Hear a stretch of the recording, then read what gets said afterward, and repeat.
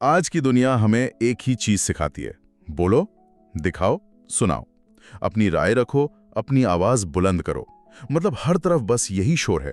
ऐसे में अगर कोई कहे कि असली ताकत बोलने में नहीं बल्कि चुप रहने में है, तो ये बात थोड़ी थोड़ी अटपटी लगती है। तो क्या आज के जमाने में चुप रहना एक कमजोरी है, या फिर ये कोई छुपा हुआ सुपर पावर है? इसी सवाल की तह तक जाने के लिए आज हम एक बहुत ही दिलचस्प स्रोत पर नजर डालेंगे। हमारे पास स्वामी विवेकानंद के विचारों पर आधारित एक चुप रहने के फायदे। तो आज हमारा मिशन है इस स्रोत की मदद से ये समझना कि मौन की इस, जिसे हम शक्ति कह रहे हैं, इसके पीछे का राज क्या है।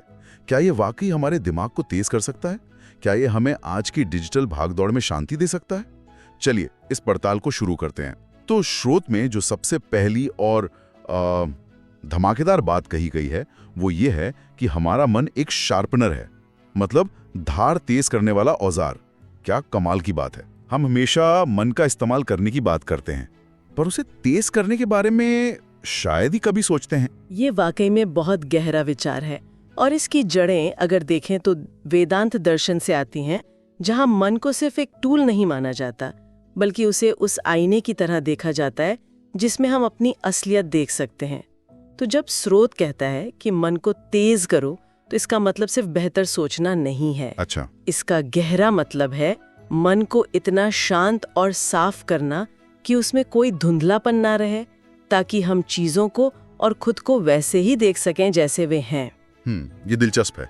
तो अगर मन एक औजार है जिसकी धार तेज होनी चाहिए, तो इसका मतलब ये भी हुआ कि उसकी धार कुंद भी हो सकती है। असल जिंदगी में कुंद दिमाग कैसा दिखता है? मतलब इसके लक्षण क्या हैं? बहुत अच्छा सवाल है। कुंद दिमाग का मतलब कोई बीमारी नहीं है।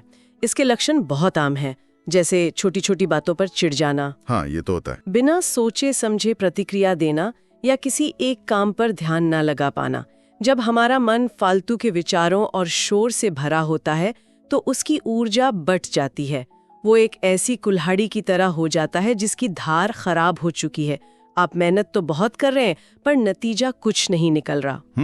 स्रोत इसी तरफ इशारा करता है जब वो कहता है कि अनावश्यक शब्द मस्तिष्क को विचलित करते हैं। और आज के जमाने में तो इन अनावश्यक शब्दों की कोई कमी ही नहीं है। Social media, news, WhatsApp groups, ये शोर तो कभी खत्म ही नहीं होता। और यहीं पर स्रोत एक बहुत ही आधुनिक जिक्र करता है, मोबाइल फोन। ये हैरान करने वाली बात है कि 100 साल से भी पुराने विचार आज हमारी जेब में रखे इस डिवाइस पर इतने सटीक कैसे बैठते हैं? ये सटीकता ही इन विचारों की खासियत है। मोबाइल फोन यहाँ सिर्फ एक डिवाइस नहीं है, वो उस लगातार मानसिक शोर का प्रतीक है जिसमें हम जी रहे हैं। सही बात है। हर नोटिफिकेशन, हर पिंग, हर स्क्रॉल, ये सब हमारे ध्यान को खींचता है। मनोवैज्ञानिक इसे कंटिन्यूअस पार्शियल अटेंशन कहते हैं। मतलब हमारा ध्यान लगातार कई जगहों पर थोड़ा थोड़ा बटा रहता है। हम कभी भी पूरी तरह से एक जगह पर मौजूद नहीं होते हैं। इससे हमारा दिमाग एक ऐसी स्थिति में चला जाता है जहां वो लगातार उत्तेजित तो रहता है पर गहराई से सोच नहीं पाता। मन की धार इसी से कुंद होती है। मैं सोच रहा था, कई बार फैमिली व्हाट्सएप ग्रुप पर कोई बहस छिड़ जाती है और अंदर से एक बेचैनी होती है कि अभी जवाब दूं, अपनी बात रखूं। शायद यही वो पल है जहां हमारा दिमाग सबसे ज्यादा विचलित होता है। आपने बिल्कुल सही नब्ज पकड़ी है और यही मौन का असली अभ्यास शुरू होता है। स्रोत के अनुसार मौन का मतलब सिर्फ होंठ बंद कर लेना नहीं है। अच्छा। आज के संदर्भ में इसका मतलब है जानबूझकर डिस्कनेक्ट होना। इसका मतलब है उस व्हाट्सएप बहस का जवाब न देने का सचेत निर्णय लेना, या फिर फोन को दूसरे कमरे में रखकर 1 घंटा बिताना। ये बाहरी शोर से अपने मन रूपी औजार को बचाने का एक तरीका है ताकि उसकी धार बनी रहे। ये तो बचाने की बात हुई, लेकिन क्या ये हमें कुछ करने की, कुछ हासिल करने की ताकत भी देता है?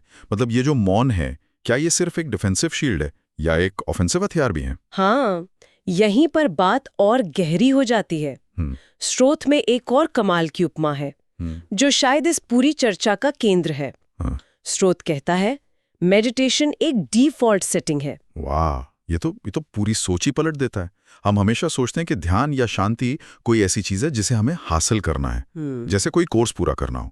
लेकिन ये कहना कि ये हमारी डिफॉल्ट सेटिंग है, इसका असल में मतलब क्या है? हमारी ओरिजिनल फैक्ट्री सेटिंग। सोचिए, जब आप एक नया फोन खरीदते हैं तो वो कितना तेज और साफ होता है। हाँ बिल्कुल। कोई फालतू के ऐप्स नहीं, कोई वायरस नहीं। हमारा मन भी मूल रूप से वैसा ही है। तनाव, चिंता, गुस्सा, बेचैनी, ये सब बाहरी चीजें हैं। ये वो ऐप्स और मैलवेयर हैं जो हमें समय के साथ अपने सिस्टम में इंस्टॉल कर लिए हैं। तो इसका मतलब ध्यान कोई नई चीज डाउनलोड करना नहीं है, बल्कि फालतू के ऐप्स को अनइंस्टॉल करना है। ये तो गजब का नजरिया है। बिल्कुल। मौन और ध्यान उस फैक्ट्री रीसेट बटन को दबाने जैसा है। ये हमें याद दिलाता है कि बेचैनी हमारी असलियत नहीं है, ये एक सीखी हुई आदत है, एक बाहरी परत। और अगर इसे सीखा जा सकता है तो इसे भुलाया भी जा सकता है। ये हमें बाहर से कुछ लाने के लिए नहीं कहता, बल्कि हमारे अंदर जो पहले से मौजूद है उस शांतिपूर्ण केंद्र तक वापस लौटने का रास्ता दिखाता है। एक तरह की मानसिक साफ सफाई। बिल्कुल, मेंटल डीक्लटरिंग कह सकते हैं इसे। ठीक है, ये फिलॉसफी सुनने में बहुत शक्तिशाली लग रही है। मन को तेज करना, अपनी डिफॉल्ट सेटिंग पर लौटना। लेकिन अब सवाल ये उठता है कि हम इस सुपर पावर का इस्तेमाल अपनी रोजमर्रा की जिंदगी में कैसे करें? ऑफिस की मीटिंग में, घर की बहस में। स्रोत इसका भी एक बहुत व्यवहारिक रास्ता दिखाता है। उसमें एक पंक्ति है जिसका भाव है कि हमें हर बात का जवाब देने की मजबूरी से बाहर निकलना होगा। हम एक ऐसी संस्कृति में रहते हैं जहां तुरंत जवाब देने को होशियारी माना जाता है। सही बात है। किसी ने कुछ कहा तो हमें लगता है कि हमें उस पर अपनी राय देनी ही है, उस बहस में कूदना ही है। स्रोत इस आदत को चुनौती देता है। इसे हम सोच समझकर चुप रहने की कला या स्ट्रेटेजिक साइलेंस कह सकते हैं। लेकिन इसमें खतरा भी है नहीं? खासकर ऑफिस जैसी जगहों पर अगर कोई आपसे कुछ पूछे और आप चुप रहें, तो क्या लोग इसे आपकी कमजोरी नहीं समझ लेंगे?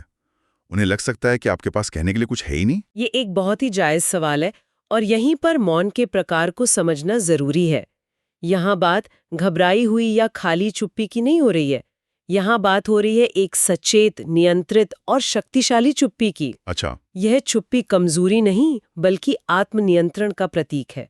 ये दिखाती है कि आप स्थिति के गुलाम नहीं हैं बल्कि उसके मालिक हैं। जब हम तुरंत प्रतिक्रिया करते हैं तो हम अक्सर अपनी भावनाओं के बहाव में बह जाते हैं, लेकिन जब हम कुछ पल रुकते हैं तो हम प्रतिक्रिया यानी रिएक्ट करने के बजाय जवाब रिस्पॉन्ड देते हैं। रिएक्ट करना भावनात्मक होता है और रिस्पॉन्ड करना विवेकपूर्ण होता है। और स्रोत में आशंकाओं या डर का भी जिक्र है। शायद ये डर से भी जुड़ा है। हम कई बार इसलिए ज्यादा बोलते हैं क्योंकि हमें डर लगता है कि अगर हम चुप रहे तो लोग हमें कमजोर समझ लेंगे। कि अगर हम लगातार बोलते रहेंगे तो हम स्थिति को नियंत्रित कर लेंगे, जबकि होता है इसका उल्टा है। जब हम चुप रहकर सामने वाले को पूरी तरह सुनते हैं और स्थिति का आकलन करते हैं तो हमारी आशंकाएं अपने आप कम हो जाती हैं। मौन हमें रुककर ये देखने का मौका देता है कि हमारा डर वाकई असली है या सिर्फ हमारे मन की उपज। सोचिए, किसी ने आपकी आलोचना की, आपका पहला आवेग होगा खुद का बचाव करना। बिल्कुल। लेकिन अगर आप उस पल में चुप रह जाएं तो आप उस गुस्से की आग को हवा देने से बच जाते हैं और एक शांत दिमाग से बेहतर समाधान खोज सकते हैं। तो उसका मतलब ये हुआ कि चुप रहना एक निष्क्रिय अवस्था नहीं, बल्कि एक बहुत ही सक्रिय और सचेत प्रक्रिया है। ये जानना कि कब बोलना है, ये एक हुनर हो सकता है, लेकिन ये जानना कि कब चुप रहना है, ये शायद एक कला है। बहुत खूब कहा आपने। ये आत्मनियंत्रण और बुद्धिमत्ता का सर्वोच्च रूप है। ये दिखाता है कि आपकी खुशी या शांति बाहरी परिस्थितियों पर निर्भर नहीं करती, बल्कि आपके अपने नियंत्रण में है। तो आज की इस पूरी चर्चा को अगर मैं समेटूं, तो हमने स्वामी विवेकानंद के विचारों के आधार पर क्या समझा? यही कि मौन सिर्फ शब्दों की गैर मौजूदगी नहीं है, ये हमारे मन रूपी औजार को तेज करने का शार्पनर है। बिल्कुल। ये आज की डिजिटल दुनिया के शोर से बचने के लिए एक शील्ड है। ये हमें हमारी असली डिफॉल्ट सेटिंग यानी शांति में वापस ले जाने वाला रीसेट बटन है। और सबसे बढ़कर ये डर और असुरक्षा पर काबू पाकर विवेकपूर्ण निर्णय लेने का एक शक्तिशाली हथियार है। और अगर हम इन सभी बिंदुओं को एक साथ जोड़कर देखें तो एक बड़ी तस्वीर उभरती है। आज की दुनिया में जहां सफलता को अक्सर मुखरता से जोड़ा जाता है, वहां मौन का विचार एक क्रांतिकारी कदम जैसा लगता है। ये हमें बाहरी दुनिया से कटने के लिए नहीं, बल्कि खुद से बेहतर तरीके से जुड़ने के लिए प्रोत्साहित करता है, ताकि हम दुनिया का सामना अधिक शांति, स्पष्टता और ताकत से कर सकें। ये अंतर्मुखी होने की बात नहीं है। नहीं, ये आंतरिक रूप से मजबूत होने की बात है। स्रोत ने हमें चुप रहने यानी न बोलने के फायदों के बारे में सोचने पर मजबूर किया। लेकिन इस चर्चा को खत्म करते हुए मैं एक और सवाल छोड़ना चाहूंगी। क्या न सुनने की भी कोई शक्ति हो सकती है? आज की दुनिया में जहां हर तरफ से कंटेंट, राय और आवाजें हम पर हावी हैं, शायद अगला कदम सिर्फ अपने मौन को साधना नहीं, बल्कि यह चुनना भी है कि हम किन चीजों को अपने मन के अंदर आने से रोकें। शायद असली शक्ति न सिर्फ अपने शब्दों को नियंत्रित करने में है, बल्कि उन सूचनाओं के प्रति चयनात्मक होने में भी है जिन्हें हम हर दिन ग्रहण करते हैं। इस पर भी सोचने की जरूरत है।